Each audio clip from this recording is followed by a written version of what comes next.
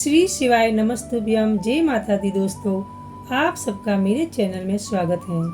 भगवान शिव सबसे जल्दी प्रसन्न होने वाले देवता हैं। शिव जी मात्र एक लोटा जल और सच्ची भक्ति से ही प्रसन्न हो जाते हैं।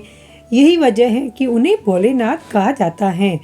शिव पुराण में ऐसी कई महत्वपूर्ण तिथियों का वर्णन है जिन पर शिव जी की पूजा की जाती है और व्रत भी रखा जाता है, जैसे सोमवार, सावन का महीना, प्रदोष व्रत, शिवरात्रि और महाशिवरात्रि। प्रत्येक मास में कृष्ण पक्ष की चतुर्दशी तिथि को मासिक शिवरात्रि मनाई जाती है। वहीं फाल्गुन माह में आने वाली शिवरात्रि को महाशिवरात्रि कहा जाता है, क्योंकि इस दिन भगवान भोलेनाथ ने वैराग्य त्याग कर देवी पार्वती से विवाह किया था। महाशिवरात्रि के दिन शिव जी के साथ माता पार्वती की भी पूजा की जाती है। भगवान भोलेनाथ के भक्त महाशिवरात्रि के दिन को श्रद्धा भाव और पूरी हर्षोल्लास के साथ मनाते हैं। इस दिन भक्त अपने आराध्य देव भगवान शिव का आशीर्वाद प्राप्त करने के लिए मंदिर जरूर जाते हैं। हिंदू पंचांग के अनुसार फाल्गुन माह के कृष्ण पक्ष की चतुर्दशी तिथि की शुरुआत 8 मार्च को संध्या काल 9:57 पर होगी। इसका समापन अगले 9 मार्च को संध्या काल 6:17 पर होगा। शिव जी की पूजा प्रदोष काल में की जाती है, इसलिए उदय तिथि देखना जरूरी नहीं होता है। ऐसे में इस साल महाशिवरात्रि का व्रत 8 मार्च 2024 को रखा जाएगा। सनातन परंपरा में भगवान शिव की पूजा कई प्रकार से की जाती है। कोई उनकी मूर्ति की पूजा करता है तो कोई शिवलिंग की पूजा करता है। शिवलिंग में भी उनकी पूजा कई तरह से की जाती है, जैसे कोई पत्थर का शिवलिंग पूजता है तो कोई स्फटिक के शिवलिंग की आराधना करता है।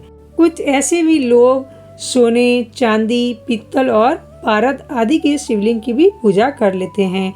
लेकिन इन सभी शिवलिंग में पार्थिव शिवलिंग की पूजा अत्यंत शुभ एवं भगवान शिव से मनचाहा वरदान दिलाने वाली मानी गई है।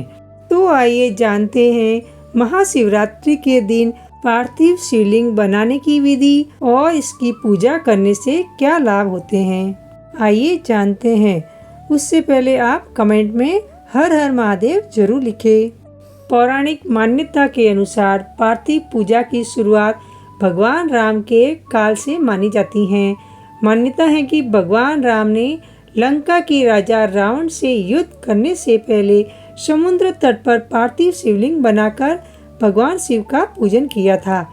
मान्यता ये भी है कि शनि देव ने अपने पिता से ज्यादा शक्ति प्राप्त करने के लिए काशी में पार्थिव पूजा भी की थी।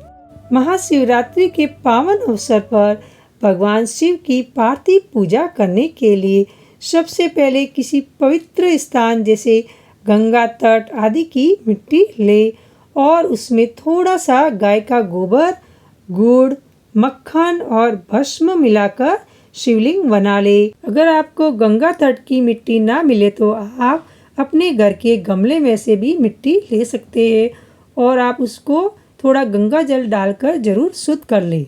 घर में बनाए जाने वाले इस पार्थिव शिवलिंग का आकार हमेशा अपने अंगूठे के साइज का ही रखें। पार्थिव शिवलिंग बनाने के बाद उसकी विधि विधान से पूजा एवं रुद्राभिषेक करने के बाद अंत में आरती जरूर करें। आप पार्थिव शिवलिंग बनाने से पहले एक बेलपत्र जरूर रखें।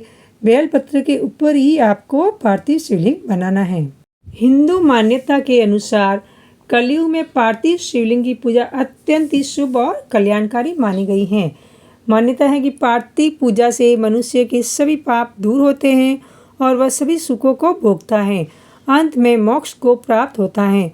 महाशिवरात्रि में पार्थिव पूजा सभी कष्टों को दूर करके धन, धान्य, सुख, सौभाग्य और आरोग्य की कामना को पूरा करने वाली मानी गई है।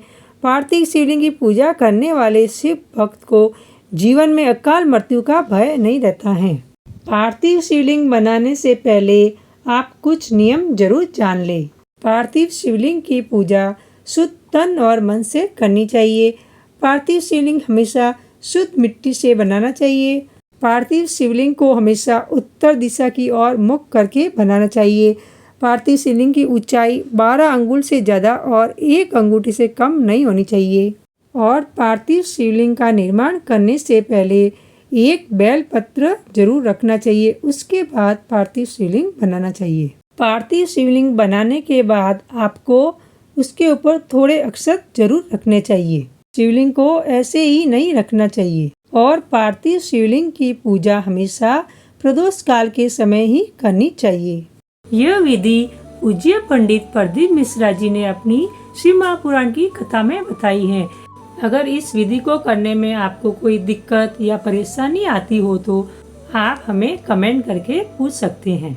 आशा करती हूँ कि आपको मेरी वीडियो पसंद आई हो तो लाइक शेयर जरूर कीजिए और अगर आप मेरे चैनल पर पहली बार आए हैं तो सब्सक्राइब करना ना भूलें और बेल बटन को प्रेस करें। इससे क्या होगा कि मैं जो भी नई वीडियो अपलोड करूँगी उसका आपको नोटिफिकेशन मिल जाएगा।